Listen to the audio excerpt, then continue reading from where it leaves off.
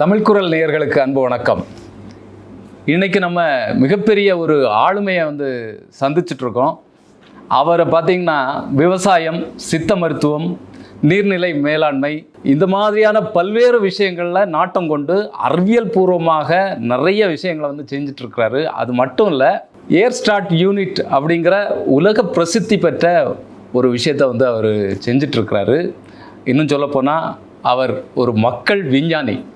Make control, அப்புறம் Mak India லிமிட்டெடுங்கிற Mak group of கம்பெனிஸினுடைய சேர்மனாக இருக்கக்கூடிய மதிப்புக்குரிய மாணிக்கம் ஐயா, வணக்கம். வணக்கம். வணக்கம்.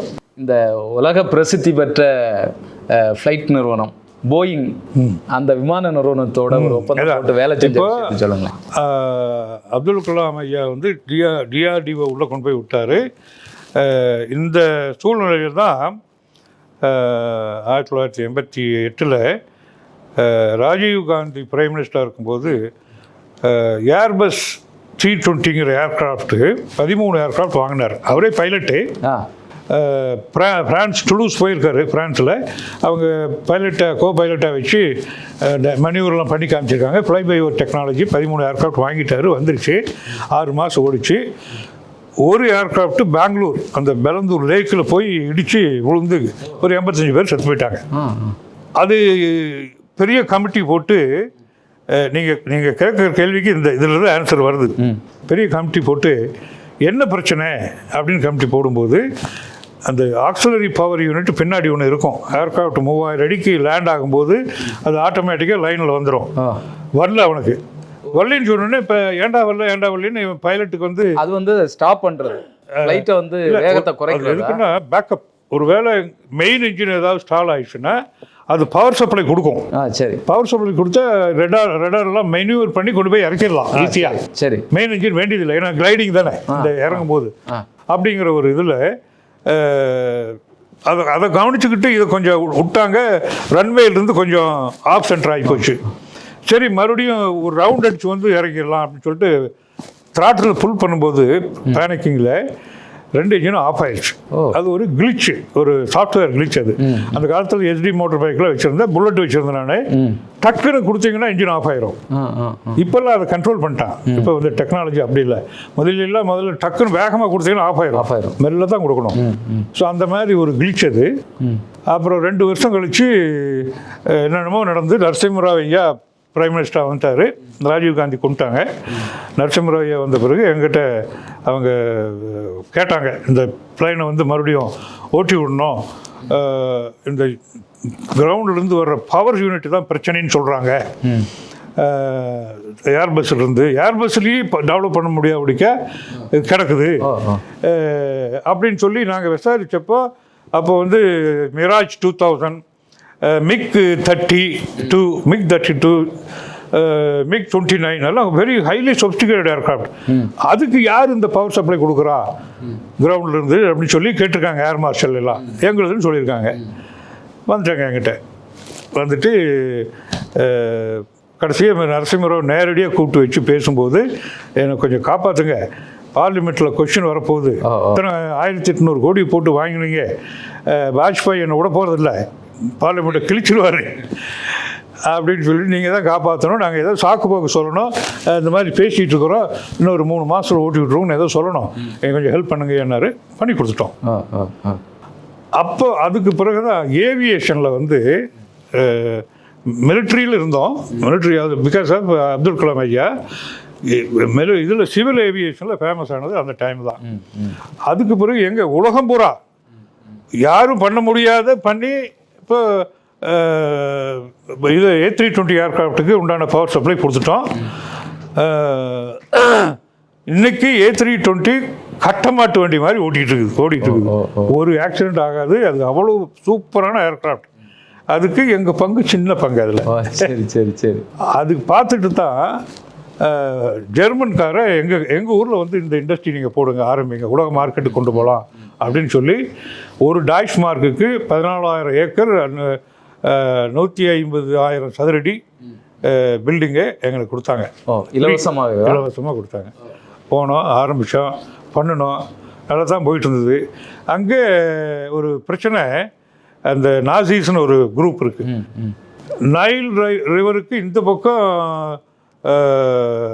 இவங்க பிரெஞ்சுக்காரங்க, அவங்களே இங்கே வந்து தொழில் பண்ணக்கூடாது. ஆனால் நீங்கள் இந்தியன்ஸ் எங்களுக்கு ரொம்ப ஃப்ரெண்ட்ஸு, நீங்கள் மன்னிச்சிருங்க ஐயா, நீங்கள் காலி பண்ணிட்டு போயிருங்கன்ட்டாங்க. அப்படி வந்துட்டோம். வந்தப்போ தான் அமெரிக்காக்காரங்க கூப்பிட்டாங்க. நான் அப்புறம் அங்கே போனோம். அங்கே பின்னா இருக்குது. சரி சரி. இந்த ஒரு சூழ்நிலையில் தான் நாங்கள் இதில் ஃபேமஸ் ஆனப்போ போயிங்காரன் எங்களை வந்து புது ஏர்க்ராஃப்ட் நாங்கள் டெவலப் பண்ணிகிட்ருக்குறோம். ட்வின் இன்ஜின் ஏர்க்ராஃப்ட், ஃபியூல் எஃபிஷியன்சிக்கோசரம், லாங் ரேஞ்சுக்கோசரம். அப்போ இருக்கிற ஏர்க்ராஃப்டில் ஒரு 10,000-12,000 கிலோமீட்டருக்கு மேலே ஓட்ட முடியாது. மறுபடியும் இறங்கி ரீஃபில் பண்ணிட்டு தான் போகணும். இப்போ இது 18,000 கிலோமீட்டர்ஸ் நான் ஸ்டாப்பாக ஓட்டலாம். அந்த மாதிரி வண்டி வந்துருச்சு. இப்போ அது வண்டி வந்ததுக்கு அப்போ வந்து அதுக்கு வந்து மெயின் ரீசன் வந்து என்ஜின். அந்த என்ஜின் டெவலப்மெண்ட் பொறுப்பை ஜெனரல் எலக்ட்ரிக் கொடுத்தாங்க போயிங்காரங்க. அவங்க என்ஜினை டெவலப் பண்ணாங்க. பண்ணும்போது இதை ஸ்டார்ட் பண்ணுறதுக்கு இந்த ஸ்பெசிஃபிகேஷன் எங்களுக்கு வேண்டியிருக்கு. ஏர் ஸ்டார்டர் அது யாரும் தான் பண்ண முடியும், எலக்ட்ரிக்கில் பண்ண முடியாது. ஏன்னா எலக்ட்ரிக்கல் வந்து ஸ்பார்க்கெலாம் வந்துடும் சொல்லிட்டு அந்த ஏவியேஷன் டர்பைன் ஃபியூல்களில் ஸ்பார்க்கெலாம் வரக்கூடாது. ஏன்னா அதனால் நியூமேட்டிக் கொடுப்பாங்க, நியூமேட்டிக்கில் ஸ்பார்க் வராது. ஸோ இந்த ஏர் ஸ்டார்டரை எப்படி டெவலப் பண்ணுறது அப்படின்னு சொல்லிட்டு யாருனாலையும் பண்ண முடியாதனால எங்களை அப்ரோச் பண்ணாங்க. ஏன்னா இது A320 ஏர்க்ராஃப்டையும் நாங்கள் ஓட்ட வச்சுருக்கிறோமே, அந்த அனுபவத்தில் எங்ககிட்ட வந்தாங்க. அப்புறம் அதே சமயத்தில் நாங்கள் அமெரிக்காவில் பிளான்ட்டுக்கு போகிறதுக்கு நாங்கள் ஃபெடெக்ஸ் லொக்கேஷன் வந்து பக்கம், அவங்களாம் ஒரு மூல காரணம் நாங்கள் அங்கே போனதுக்கு. டெவலப் பண்ண சொன்னாங்க, பண்ணினோம். பயங்கர சக்ஸஸ். உலகத்துலேயும் யாரும் பண்ணாதது நாங்கள் பண்ணினோம். அதுக்கு வந்து அப்போ இருக்கிற ஒரு ஒஹாயோவில் பீபிள்னு ஒரு இடம், அங்கே தான் அந்த என்ஜின் டெஸ்ட் ஃபெசிலிட்டி இருக்குது. அந்த டெஸ்ட் ஃபெசிலிட்டியில் போய் பார்த்தா ஃபஸ்ட்டு அந்த பீப்புளுக்குள்ளேயே போக முடியாது. அமெரிக்கன் பிரசிடென்ட் கையெழுத்து போடணும், பர்மிஷன் கொடுத்தா தான் உள்ளே போக முடியும். நான் வந்து ஃபாரினர் வேறு, நான் சிட்டிசன் கிடையாது, க்ரீன் கார்டும் கிடையாது, விசாவில் போயிருக்கேன். பில் கிளின்டன் கையெழுத்து போட்டு கொடுத்தாரு. உள்ளே போனால் அந்த பார்த்தா இந்த இப்போ நம்ம ஸ்டார்ட் பண்ணுற இன்ஜினை 300 அடி உயரத்துக்கு மேலே என்ஜினை தொங்க வச்சுட்டான். அதில் ஸ்டார்ட் பண்ணி வண்டி என்ஜின் ஓடுது.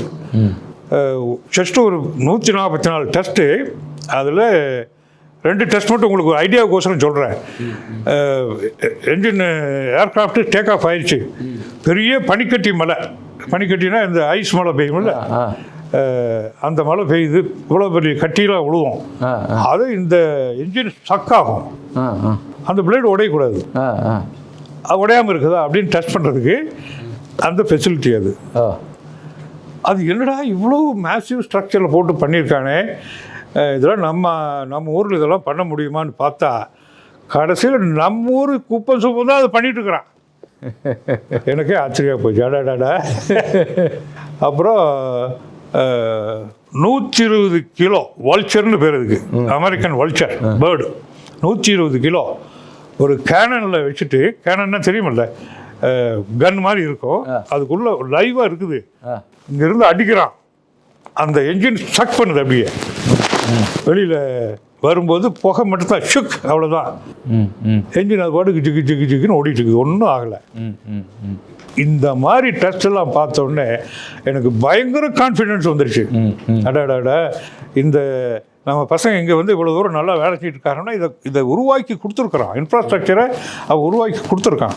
அதனால தான் அவன் டெவலப் பண்ண முடியுது. சரி, இது ஏன் நம்ம ஊரில் பண்ண முடியாது? இப்போ எல்லாம் ஆரம்பிச்சாச்சு, இங்கே வந்துட்டு இருக்குது, கண்டிப்பாக பண்ணிடுவோம். சரி, ஸோ இப்படி தான் ஏர் ஸ்டார்டர் வந்து இந்த மாதிரி நாங்கள் உலகத்திலேயே ஏர் ஸ்டார்டர் ஏற்கனவே நிறைய பேர் பண்ணியிருந்தாங்க, இந்த கெப்பாசிட்டிக்கு பண்ண முடியல அவனால். அப்போது அதில் வந்து ஸ்பெஷாலிட்டிலாம் பண்ணணும். ஏர் ஸ்டார்டர் வந்து உலகம் பூரா போயிடுது, இங்கே உட்காந்துட்ருக்குறோம். இந்த A320 ஏர்க்ராஃப்டோட பவர் சப்ளை டெவலப் பண்ண டெக்னாலஜியில்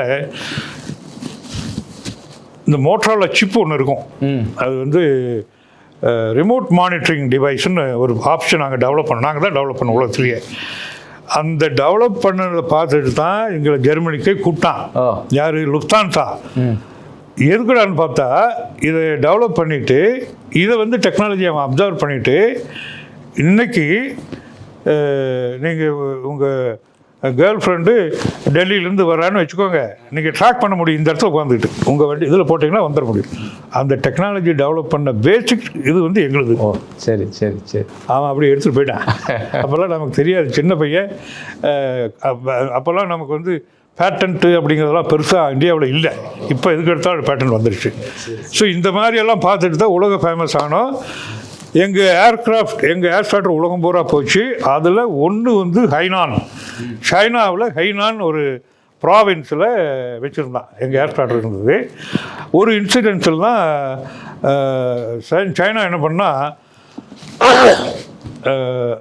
இந்த எப்பவுமே நம்ம சைனாவுக்கும் இந்த பக்கத்தில் இருக்கிற கண்ட்ரிஸுக்கும் கொஞ்சம் பிரச்சனையாகவே இருந்துகிட்ருக்கோம் எப்பவுமே. இவங்க அமெரிக்கன்ஸ் போய் அதை ரெக்கக்னைசேஷன் பண்ணுவாங்க.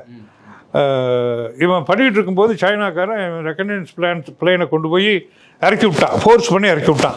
ஹைனானில் போய் இறங்கிடுச்சு. அது பெரிய டிப்ளமேட்டிக் சேனல்லாம் நெகோசியேஷன்லாம் முடிஞ்சு அதை ஸ்டார்ட் பண்ணும்போது அந்த ஏர்க்ராஃப்ட் ஸ்டார்ட் ஆக மாட்டேங்குது. இன்பில்ட் ஸ்டார்டர் இருக்குது, ஆனால் ஸ்டார்ட் ஆக மாட்டேங்குது. எக்ஸ்டர்னலாக கொடுக்கணும்.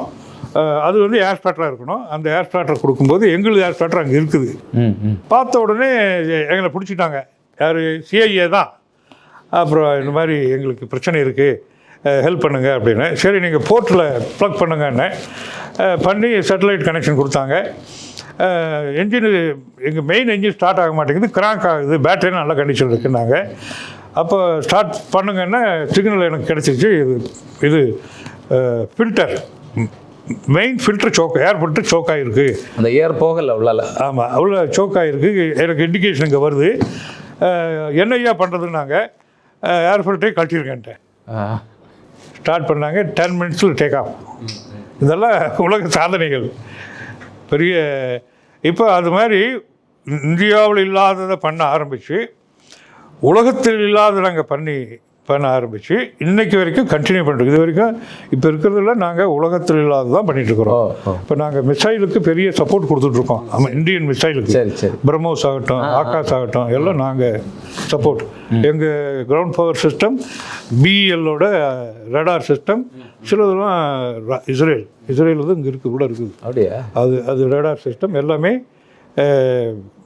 Best in the world. அந்த மாதிரி இந்தியன் டிஃபென்ஸே பெஸ்ட் இன் த வேர்ல்டுன்னு சீக்கிரம் உலகத்துக்கு தெரிய போகுது. இந்த ஆப்ரேஷன் சிந்தூர்லேயே உங்களுக்கு ஓரளவுக்கு தெரிஞ்சிருக்கும். அது மாதிரி உலகத்தில் இல்லாததான் நாங்கள் பண்ணிகிட்டு இருக்கிறோம். சரி சரி, ரொம்ப மகிழ்ச்சி. நிறைய விஷயங்கள் வந்து பேசுனீங்க. இன்னொரு உலகத்துக்குள்ளால போன மாதிரி இருக்குது. இப்படிப்பட்ட ஒரு சாதனையாளர், அதுவும் நம்முடைய தமிழகத்தில் கோயம்புத்தூரில் இருக்கிறாரு அப்படிங்கிறதே இன்னைக்கு தான் நான் வந்து கண்டுணர்ந்திருக்கிறேன். நம்மளுடைய பார்வையாளர்களும் அதை நிச்சயமாக பார்ப்பாங்க. உங்களுடைய சிந்தனைகள் வந்து வெற்றி பெறணும், அதன் மூலமாக வந்து மக்களுக்கு ஒரு நல்வாழ்வு வந்து வரணும் அப்படிங்கிற வாழ்த்துக்களோட உங்களுடைய நேரத்தை ஒதுக்கி எங்களுக்கு இந்த பேட்டி தந்ததுக்காக நன்றி. நன்றி ஐயா, நன்றி.